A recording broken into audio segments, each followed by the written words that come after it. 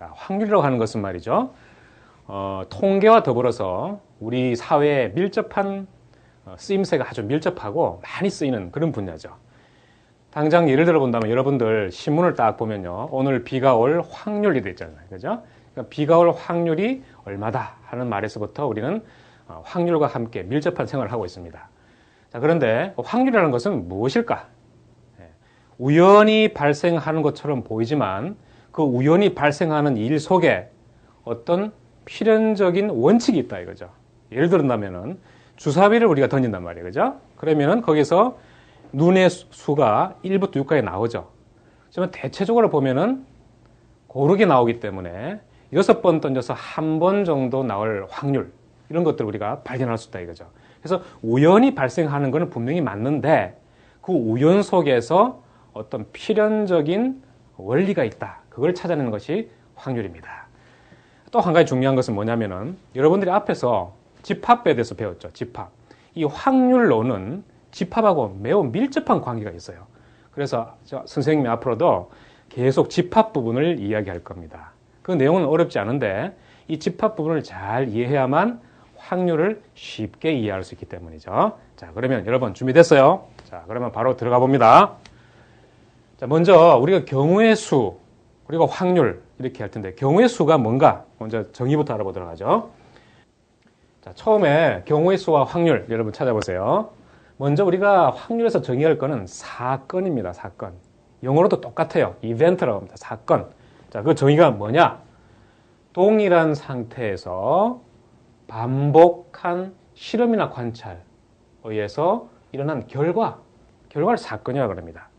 자, 그러면은 동일한 상태에서 반복한 실험이나 관찰, 즉 동일한 상태에서 실험이나 관찰을 반복하는 것을 뭐라고 그러냐면 시행이라고 합니다. 시행. 시행. 알겠죠? 그러면 사건이라는 것은 시행의 결과를 또 나타나는 것을 사건이라는 겁니다. 자, 예를 들어 보면요. 우리가 동전을 던지는 실험을 한다 해봐요. 그죠? 자, 그러면 동전을 던지는 것을 시행이라고 그러는 거예요. 그러면 시행을 한 번만 한다. 그러면 나올 수 있는 결과는 어떤 것이 또 있을까? 그것이 바로 사건이 되는 겁니다. 어떤 게 있을 수 있겠죠? 먼저 앞면이 나올 수 있겠죠. 그죠? 앞면을 헤드라고 표시하고요. 뒷면이 있겠죠. 그죠? 뒷면은 테일이라고 표시하죠. T로. 자, 그러면 우리가 다시 한번 정의해 봐요. 동전을 던지는 실험을 했다. 이거는 시행을 한 거죠. 동전 던지기를 한 번 시행했을 때 어떤 사건이 발생할 수 있느냐? 앞면, 뒷면이라는 사건이 발생할 수 있는 거죠. 즉, 경우의 수가 몇 가지가 되는 거예요?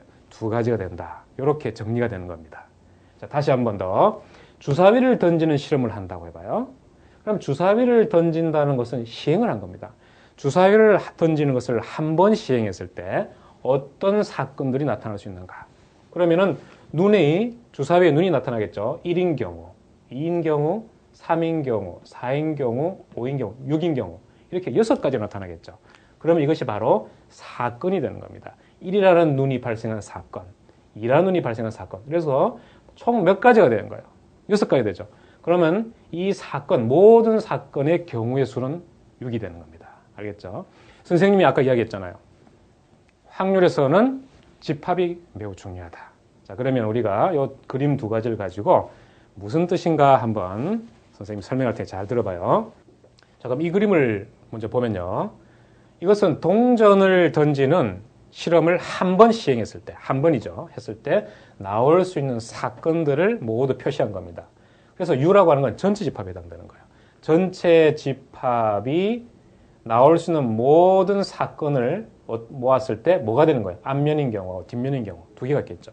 따라서 전체 사건의 경우의 수는 2가 된다. 그걸 알 수가 있죠. 두 번째 그림 뭐예요? 1, 2, 3, 4, 5, 6, 6가지가 있잖아요. 그죠? 그럼 이거는 주사위를 던지는 시행을 한 번 했을 때 나올 수 있는 눈의 수가 6가지가 있는 경우죠. 그러면은 이 전체 집합은 전체 사건이 일어날 수 있는 6가지가 다 있고요. 그 다음에 이 개별적인 것들이 각각 일어날 수 있는 사건이 되는데 우리가 이렇게 정의할 수 있어요. A라고 하는 사건은 홀수의 눈이 나오는 경우를 이 사건을 A라고 하자. 이렇게 할 수 있어요. 그 다음에 B라고 하는 사건은 눈이 짝수가 나오는 경우를 사건 B라고 정의하자. 이렇게 할 수 있겠죠. 그러면은 그것은 바로 뭐냐면은 전체 집합이 U이고 집합 A의 원소가 1, 3, 5이고 집합 B의 원소 2, 4, 6이다 하는 집합과 관계가 바로 대응한다 이거죠. 그죠? 그러면 그것을 우리는 어떻게 또 볼 수 있냐면 사건 A라고 하는 것은 그죠? 1, 3, 5라고 하는 눈이 나오는 경우를 사건 A로 정의하고 B는 2, 4, 6 짝수의 눈이 나오는 것을 사건 B라고 정의하자. 이렇게 되는 거죠. 그러면 사건 A의 경우의 수는 얼마예요? 3이 되는 거죠. 원소의 개수가 3이니까. 그죠? 사건 B의 경우의 수는 3이 되는 거죠. 그러면 전체 사건, 이걸 전사건이라고 그러는데 전체 사건의 경우의 수는 6이 된다. 이렇게 정리가 되겠죠. 자, 그래서 이제 경우의 수라고 하는 것도 여러분들이 이제 쉽게 이해할 수 있습니다. 자, 아까 우리가 선생님이 쓴 집합 그림을 벤다의 그림을 생각하면서 보면은 경우의 수란 무엇이냐? 일어날 수 있는 모든 사건의 가지수다. 조금 추상적일 수 있는데요. 무슨 말이냐면 사건 A의 경우의 수 하면은 그 사건 A가 일어날 수 있는 모든 경우의 수, 가지수가 경우의 수가 되는 거예요. 또 짝수의 눈이 나오는 사건 B의 경우의 수는 이라면 그 B가 일어날 수 있는 모든 사건의 그 원소 사건이 있었죠. 그게 개수가 바로 경우의 수가 된다. 이 말이죠. 다른 말로 조금 더 정확하게 표현하면 이게 됩니다. 사건들의 집합에 들어있는 원소의 개수다. 그죠? 우리 위에 그림이 있잖아요. 그림 보면 보세요. 자, 사건 A의 경우의 수는 뭐예요? 원소의 개수예요. 몇 개입니까? 하나, 둘, 셋. 3. 사건 B의 경우의 수는 원소의 개수 3. 그죠? 전체 사건 U의 개수는, 경우의 수는 6. 이렇게 되는 거죠. 따라서, 자, 이 그림 보면요. 전체 사건, 전 사건을 어떻게 우리가 정의했냐면은 1, 2, 3, 4, 5, 6이라고 할 때 어떤 사건, 우리가 관심을 가진 어떤 사건을 눈이 6이 나오는 경우라고 하면은 사건 A는 바로 집합 표시로 하면 6으로 표시할 수 있겠죠. 그러면은 이게 뭐가 됩니까? 원소의 개수 이게 뭐가 됩니까? 이게 바로 사건 A의 뭐가 되죠? 경우의 수가 되는 거죠. 몇 가지입니까? 한 가지, 6이니까, 그죠? 그래서 이렇게 표현할 수 있다. 알겠습니까? 선생님이 아까 이야기했던 것처럼 확률하고요, 집합하고는 아주 그냥 깊은 관계를 갖고 있어요. 그래서 확률을 공부할 때는 집합을 항상 생각해야 됩니다. 따라서 선생님이 그 부분을 잠깐 정리해 줄 텐데요. 여러분 교재에 안 나와 있을 겁니다. 그거를 교재 빈란에다가 한번 잘 적어 보세요. 자, 먼저 그림을 한번 보세요. 이 전체 집합이라고, 그죠? 그 다음에 집합 A가 있고 집합 B가 있죠. 그죠? 집합 A는 1, 3, 5, 집합 B는 1, 2, 3, 4, 그다음에 6, 1이 있잖아요. 그죠? 자, 그러면 이 전체 집합을 U를 우리가 사건으로 본 말이죠. 그래서 주사위를 한번 던지는 것을 시행했을 때 나올 수 있는 눈의 수를 6이라고 하면 1, 2, 3, 4, 5, 6까지 있겠죠. 그 다음에 A라고 하는 사건을 1, 3, 5, 즉 홀수의 눈이 나오는 것으로 정의하고요. 그 다음에 B라고 하는 것은 1, 2, 3, 4, 4보다 작거나 같은 눈의 수 이렇게 정의하면은 1과 3은 어떻게 돼요? A 사건이면서 동시에 B 사건이 되는 거죠. 이런 것들이 바로 교사건이라고 그래요. 교집합하고 똑같으니까. 이렇게 딱 정의가 되는 거예요. 그 다음에 6은 이 바깥에 있는 거, 그죠? 자, 따라서 이 왼쪽에 있는 것들은 뭐냐면요. 이 집합에서 이야기하는 거예요. 이거를 뭐 집합론이라고 그러고요. 자, 여기는 확률에서 이야기하는 겁니다. 확률론이다. 이렇게 표시만 해봤습니다. 자, 그러면 전체 집합 U라고 하는 것은 확률에서 볼 때는 전체 사건, 즉 전사건이라고 그럽니다. 전체 사건을 말 안 쓰고 전사건. 이 전사건 보세요. 눈을 던지면 항상 일어나죠. 이 사건은 항상 발생해. 무슨 말이냐면은 1이 나오든 2가 나오든 3이 나오든 4가 나오든 5가 나오든 6이 나오든 항상 여기에 포함된 사건이 발생하잖아요. 그죠? 그러니까 전 사건이 일어날 확률을 뭐라고 그러냐면은 1이라고 그래요. 1은 뭐냐? 항상 발생한다 이 말이죠. 내일 눈이 올 확률이 1이다. 즉 100%다 하면은 내일 반드시 눈이 온다. 그런 말이죠. 그런 것을 전사건이다 이렇게 해요. 자, 공집합 있잖아요. 공집합은 원소의 개수를 안 갖고 있는 공집합이라고 하죠. 그죠? 거기에 대응되는 것을 공사건이라고 그래요. 공사건은 발생하는 경우의 수가 없어요. 그러면 뭐예요? 일어날 확률이 0인 것을 공사건이라고 합니다. 자, 집합 A가 있다고 해봐요. 1, 3, 5라고 그랬죠. 홀수의 눈이 나오는 것들을 모았던 거죠. 집합 A에 대응되는 것을 사건 A에 대응된다 볼 수 있어요. 그러니까 집합 A와 사건 A 이런 관계가 되는 거죠. 그러면 A의 여집합이라는 거 있죠. 여집합. 여집합이라고 하는 것은 여사건이라고 하는 데 관계되는 거예요. 여사건. 네, 그래서 A 속한 것을 제외해야 되는 거죠. 무슨 말 알겠죠? 자, 그 다음에 아까 그림에서 봤던 것처럼 교집합이 있었죠. 네, A와 B의 교집합 부분이 있었죠. 그죠? 그러면 1과 3이었잖아요. 그죠? 그러면 이거를 확률에서는 교사건이다. 그렇게 하고요. 이렇게 똑같이 해당 사항이 되는 거예요. 교사건, 교집합. 알겠죠? 자, 합집합이 있었죠. 합집합, A와 B의 합집합. 그죠? 네, 1, 2, 3, 4, 5까지 돼 있었잖아요. 그럼 합집합에 대응되는 거는 여기서는 합사건이 되는 거예요. A라는 사건과 B라는 사건의 합사건이 되는 거죠. 그러니까 교사건, 합사건은 교집합, 합집합에 대응된다. 아주 똑같잖아요. 그죠? 하나 틀린 게 없잖아요. 그죠? 네. 자, 굉장히 중요한 부분이 있는데 A와 B의 교집합이 없는 경우 있죠. 이 집합이 서로 공통 원소가 없어. 그죠? 그러니까 동시에 발생하지 않는다는 쪽으로 확률에서는 생각이 되는 거예요. 그래서 이런 경우를 뭐라 그러면 배반 사건이다 그래요. 그림을 먼저 봅시다. 자, 그러면은 사건 A에 해당된다 그랬죠. 집합 A는 사건 B는 집합 B에 해당된다 그랬잖아요. 그죠? 이 경우에는 사건 A와 B라고 볼 때 사건 A와 B는 배반 사건일까? 네, 배반 사건 아니죠. 왜? 동시에 발생할 수 있는 경우의 수가 여기 있잖아요. 그죠? 즉 뭐예요? A하고 B의 교집합이 0이 아니잖아. 그지? 공집합이 아니니까 동시에 발생할 수 있으니까 A와 B는 배반 사건이 아닌 경우예요. 그래서 합사건은 있지만 배반 사건은 아닌 경우다. 이런 경우죠. 자, 그 다음에 이제 곱집합에 대해서 할 건데, 자, 합집합이 있는데 우리 교집합도 배웠지만 이제 곱집합이라는 게 굉장히 중요한 거예요. 자, 이거는 이제 여러분들 어떤 거냐면 이런 겁니다. 자, A와 B를 곱집합했다. 그러면 A는 뭐냐면요. 예를 들어서 앞면과 뒷면이라고 생각해 봐요.